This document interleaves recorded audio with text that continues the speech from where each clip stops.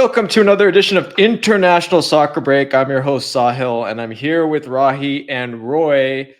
We are here to talk about the biggest, best league in the world. It's based in the US. It's called MLS. And today, there was, not today, but a few days ago, there was a huge statement by Inter Miami who came out and dominated a Mexican league team, boys, right? That's what happened?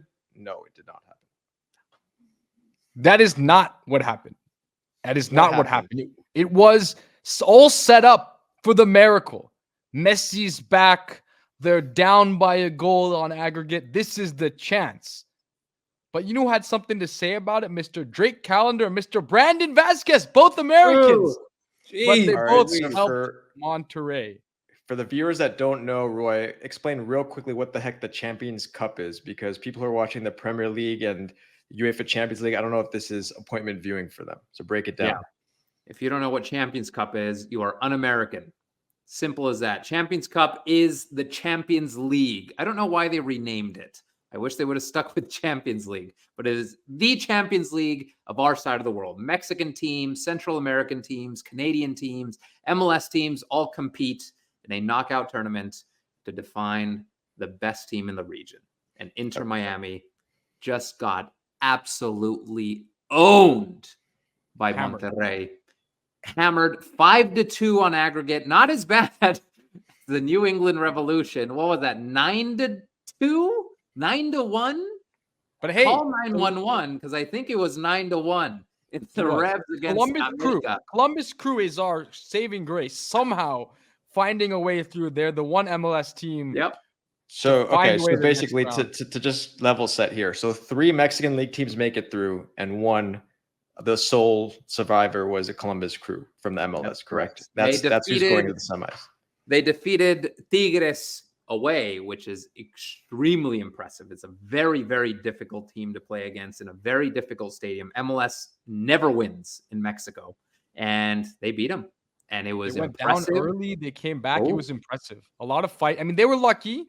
Great goalkeeping, but they found a way. Yep, they found great goalkeeping minus the first goal. God, minus the initial goal. But same thing with Drake Callender for Miami. He did the same thing. He decides, without pressure, to pass the ball to the opposing forward. No reason. Pass it right to Brandon Vasquez. Brandon's like, what? What I believe happened was Drake Callender, who's now on the U.S. roster sometimes, Brandon Vasquez, who has been on the U.S. roster. I think in that moment, Drake Callender saw Brandon Vasquez and realized he had an outlet. He had an outlet, and then a second later, my teammate, he said, there you go. It's confusing. It's confusing because Brandon Vasquez, for those who don't know, plays for Monterrey. He's American, one of the few to export to Mexico, and it was terrible. So okay, so let's talk big picture here. So obviously 3 out of 4 teams are Mexican league teams. So Columbus Crew, good for them. But overall MLS failed in this tournament, I would say. So let's talk about that as a whole. I think it's safe to say that this shows that MLS is not where it needs to be, even in our region compared to the Liga MX Mexican League. So what's going on? What do they have to do quickly, both of you guys?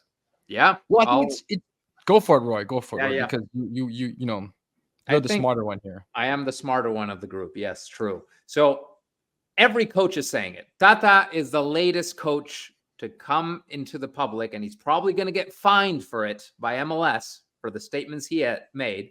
But he says, and he didn't make any substitutions in that game. And the reason is because he didn't have substitutes who could impact the game in any way, shape, or form.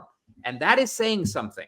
Miami is the team in MLS that is spending the biggest amount of money, yet they don't have a single difference maker coming in off the bench.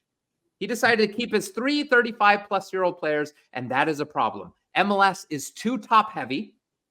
MLS is built in a way where they allow these 3 designated players. They allow these 3 U22 players, a young DP, but it's all at the top, and it's all no one's going to waste that on a goalkeeper. No one's going to waste that on a right back. No one's going to waste that on a center back. They're going to bring in players who can score goals. What's the problem? The defenses are failing. The goalkeepers are failing. It's so top heavy that these teams are imbalanced. And then you face a team like Monterrey, who's bringing in a $5 million player off the bench, who has quality from top to bottom, and to the last spot on that roster, they have quality. It's not the case in MLS. Then rules need to change to allow teams to improve the bottom of the roster. Simple 100%. as that. It's rounding out the roster. That's the problem. And the interesting juxtaposition is that at the same time, at the national team level, the U.S. has put so much distance between us and Mexico as a national team. And at the other side, you have the leagues where the Mexican league continues to demonstrate superiority. I've heard excuse after excuse about the timing of this tournament, et cetera, et cetera. But time and time again, we've had one MLS winner over the years, and the Mexican league is just a superior league. Some of that has to do, Roy, with the fact that they don't export their players as much, whereas the American players are allowed to leave. It's interesting that in some ways the American national team is better because young Americans leave, and the Mexican players aren't allowed to leave in the same way. I mean, I'd rather have a better national team than a better domestic league. But it's not that simple, I don't think. Yeah. Okay. It's a great point. Look at Brandon Vasquez, MLS player, left to Mexico, is killing it in Mexico. Why couldn't Cincinnati hold on to him? He eliminated Cincinnati, his former team. Says a lot. Yeah. The other interesting juxtaposition is Rahi wearing a MLS hat today. Yeah. He chose today of all episodes to wear it, you know. That is a first. Look at Rocky. Now back he is when a man the of the league people. was good, you know. Okay, so, you know, everyone should watch MLS, but for those that are not interested in MLS, there's a bigger topic going on here, right? And the question becomes, are Inter Miami out of the Champions Cup now, got dominated over two legs, basically. Has the Messi project failed? Boys. No. Nope. My answer Not is no. even close. One, it's too early to tell. Two, Messi's impact has been monumental for the league. Absolutely monumental. The fact that the team is not playing well is not Messi's fault. It is the fault of whoever constructed the roster. It is the fault of the league for not allowing teams like Miami, who have the money, who have the desire to be one of the best clubs in the region, striving to be one of the best clubs in the world, but they're not allowed to. They're not able to. They don't have, given these complex, restrictive rules, the ability to build a roster that is balanced. Hold on. It's also Tata Martino's fault. I blame the Tata. mastermind of Mexico's group stage exit at the World Cup, this brilliant manager. It's also Tata has a large part to play in this too. Let's be honest. Tata's not doing well at all. He has an incredible roster, and he's not even really performing that well in MLS. So it isn't even a regional thing. It's not MLS versus Liga MX. It's Miami isn't dominating in MLS. They're losing games by multiple goals. It's poor tactics. It's poor personnel decisions.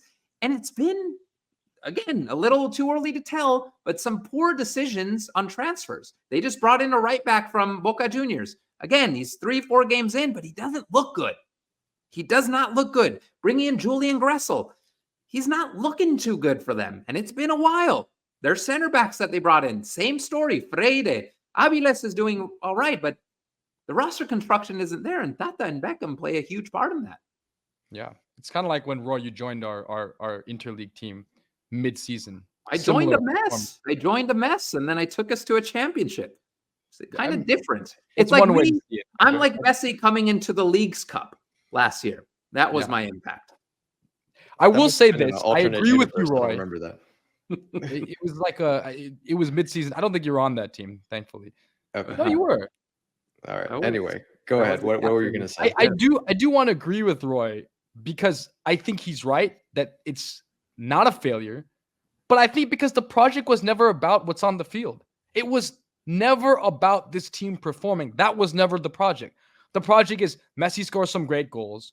The project was Messi fills the stadiums. The project was we can charge $700 a ticket when Messi's in town. The project was we can sell more pink jerseys now that Messi's name is on the back of them. That is the project, and that project is succeeding. This was never about what's on the field. It hasn't really translated to a team that is going to compete at on the world stage like people talked about. They're not going to be in the Club World Cup. The idea was Messi's going to be at home in the US for the Club World Cup. They're not even close, right? They're out in this round of the CONCACAF Champions Cup. But that was never the goal, really. They might have told you that was the goal, but the goal was always to sell jerseys, to get some photographers in the stadium, to grab some attention, to grab some headlines. Flash in the pan. That was the goal, Roy. I think that was the goal. I think there was a assumption that if they bring Messi, if they bring Alba, if they bring Busquets, if they bring Suarez, the victories will come. You need a full roster, my friends. You need from top to bottom. You need high quality guys coming in off the bench. You need a great defense, but they don't have any of those things. And they made the wrong assumption that 435-plus-year-olds are going to come and dominate this league. They need players around them to enable them. They don't have it. It's a shame. It's a shame we won't get to see Miami in the Club World Cup. It's actually very sad for the league and for soccer fans in general. Yeah. So that's that. Okay, fine. I agree with that. Too early to tell. Let's see. Inter Miami is doing a little bit better compared to last season. So let's see how that nets out. For those of you enjoying the videos, please go ahead and subscribe to the channel. We are gearing up for a huge summer of soccer with the Copa America, and that Messi should be there from now until then. I think they've got to put like some tape around him, or just a bubble wrap around him, make sure he's okay, because that we need him there. So the finals in Miami, by the way, just so you know. Interesting. Yeah, there's going to be some interesting decisions. But from now until then, look, Roycito, I don't think I can give you this one today because Inter Miami lost quite a bit. So I'm just going to say, keep watching the beautiful game, everyone, and enjoy the MLS or Liga MX. ¡Vamos, Rayados! ¡Monterrey! ¡Ay! ¡Vamos, Columbus!